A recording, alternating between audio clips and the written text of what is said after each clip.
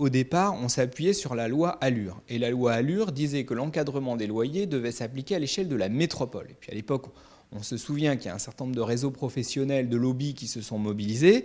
Et Manuel Valls a cédé en rase campagne d'une certaine manière en disant l'encadrement des loyers ne s'appliquera pas à l'échelle des 50 métropoles qui étaient visées par la loi, mais uniquement à l'échelle de Paris. Même pas à l'échelle de l'agglomération parisienne, mais uniquement à l'échelle de Paris. Donc de fait, la décision qui a été prise par le Premier ministre de l'époque ne correspondait pas à ce qui était écrit dans la loi.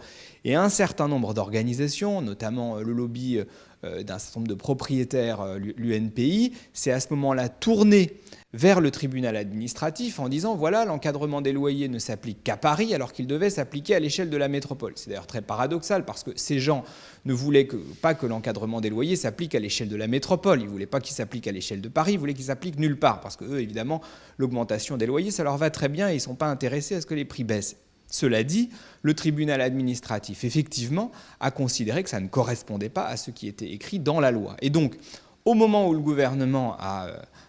nouveau gouvernement a décidé de refaire une loi sur le logement, la loi Elan, nous sommes engouffrés dans la brèche d'une certaine manière en disant permettez-nous de remettre en place l'encadrement des loyers qui a fait la preuve de son efficacité à Paris.